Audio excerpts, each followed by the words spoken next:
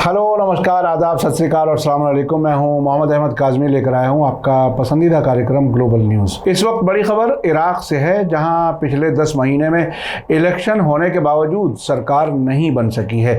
अक्टूबर 2021 में 329 मेंबर वाली पार्लियामेंट के लिए हुए इलेक्शन में सबसे ज्यादा 73 सीटें हासिल करने वाले और बाद में अपने मेंबर्स से इस्तीफा दिलाने वाले मुक़्तदा सदर ने अब मांग की है कि मौजूदा पार्लियामेंट को फौरन भंग किया जाए और जल्द दोबारा इलेक्शन कराए जाएं। इराकी न्यूज एजेंसी ने बगदाद से खबर दी है कि मुक़्तदा सदर ने कल वेडनेसडे को नजफ के एक टेलीविजन चैनल पर तकरीर करते हुए ये मांग की। साथ ही उन्होंने अपने सपोर्टर्स से बगदाद के ग्रीन जोन में मौजूद पार्लियामेंट की इमारत पर उस वक्त तक प्रोटेस्ट जारी रखने के लिए कहा है जब तक फैसला नहीं हो जाता। मुक़्तदा सदर का कहना है कि उनकी जद्दोजहद हुकूमत हासिल करने के लिए नहीं है। अभी ये साफ नहीं है कि उन्होंने नए इलेक्शन में शामिल होने का फैसला किया है या नहीं। उन्होंने कहा कि बदकिस्मती से मुकदमों की वजह से मेजॉरिटी सरकार बनने में रुकावट डाली गई। मुक़्तदा सदर ने ईरान के सपोर्ट वाले ग्रुप्स की तरफ इशारा करते हुए कहा कि उनसे बातचीत से कोई फ़ायदा नहीं है। साथ ही उन्होंने जोर देकर कहा कि सुधार कुर्बानी के बिना नहीं आता और मैं सुधार के लिए कुर्बानी देने के लिए पूरी तरह से तैयार हूं। मुक़्तदा सदर ने कहा कि उनका मूवमेंट करप्शन के खिलाफ शुरू हुआ था और वे अपने साथियों में से भी करप्ट लोगों को बाहर कर देंगे। उन्होंने कहा कि उनके लोगों ने खूंरेज़ी कभी नहीं की है और ना ही कभी इसे कबूल किया है।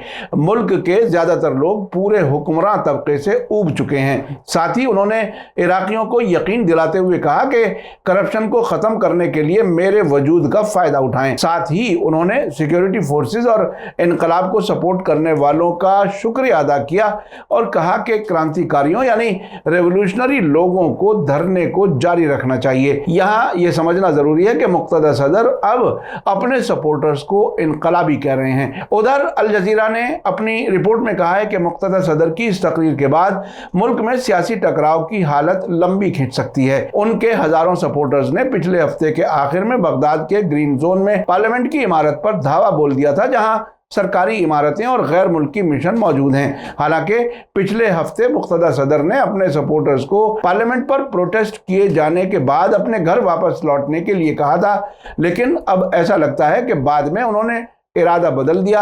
इसी वजह से अब वो प्रोटेस्ट जारी रखने के लिए कह रहे हैं। ताज़ा खबरों के मुताबिक मुक़्तदा सदर के सपोर्टर्स ने पार्लियामेंट की इमारत के चारों तरफ टेंट लगाए हुए हैं और वहीं खाने पीने का इंतजाम किया हुआ है। अब से पहले मैं आपको बता चुका हूं कि मुस्तफ़ा अल काज़मी के प्राइम मिनिस्टर बनने में मुक़्तदा सदर की हिमायत शामिल थी। 2020 में उनके प्राइम मिनिस्टर बनने के बाद वहां इलेक्शन कानून में ऐसी तब्दीलियां की गई हैं जिससे सूबों के बीच पार्लियामेंट सीटों के बंटवारे को अहमियत न देते हुए जिला सतह पर सीटों की तकसीम तय की गई है।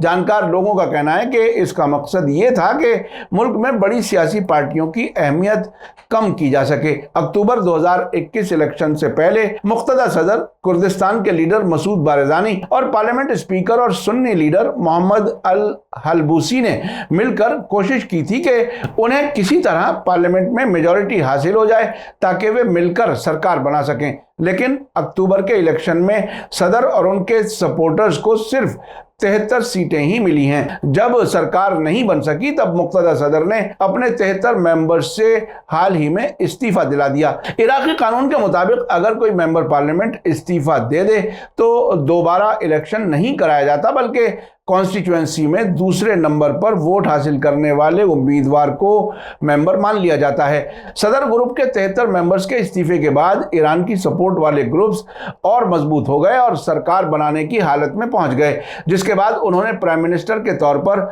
मोहम्मद शिया अल सुडानी का नाम आगे बढ़ा दिया। इसके फौरन बाद सदर के सपोर्टर्स ने पार्लियामेंट पर प्रोटेस्ट शुरू कर दिया।